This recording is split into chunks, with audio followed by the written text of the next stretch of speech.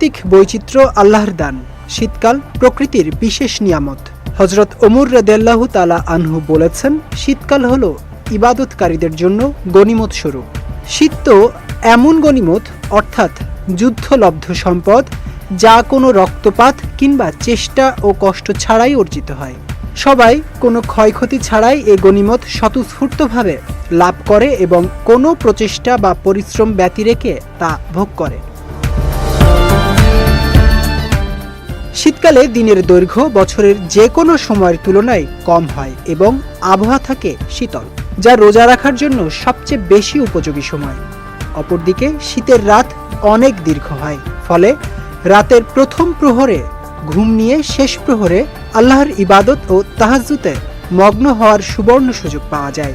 এ কারণে হাদিসে শীতকালকে ইবাদতের বসন্তকাল বলা হয়। আবু সাঈদ খুদরি রাদিয়াল্লাহু তাআলা আনহু থেকে বর্ণিত, রাসূল সাল্লাল্লাহু আলাইহি ওয়াসাল্লাম বলেন, শীতকাল মুমিনের বসন্তকাল।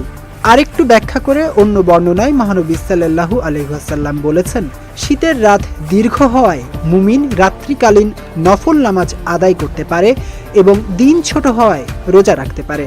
পবিত্র কোরআনে আল্লাহ তাআলা কাজা রোজা আদায়ের নির্দেশ দিয়ে বলেন, তোমাদের মধ্যে যে রমজান মাসে সুস্থ এবং জীবিত থাকবে সে যেন রোজা রাখে, আর যে ব্যক্তি অসুস্থ বা মুসাফির সে অন্য দিনে সংখ্যা পূরণ করে নেবে। আল্লাহ তোমাদের জন্য সহজটাই চান, কঠিন করতে চান না। এছাড়া শীতকালে বেশি নফল রোজাও রাখা যেতে পারে, বিশেষ করে প্রতি মাসের যে দিনগুলোতে নবী সাল্লাল্লাহু আলাইহি ওয়াসাল্লাম রোজা রাখতে ভালোবাসতেন, যেমন চন্দ্র মাসের 13, 14 ও 15 তারিখে রোজা রাখা, যাকে ফিকাহের পরিভাষায় আইয়ামে বীজের রোজা বলা হয়।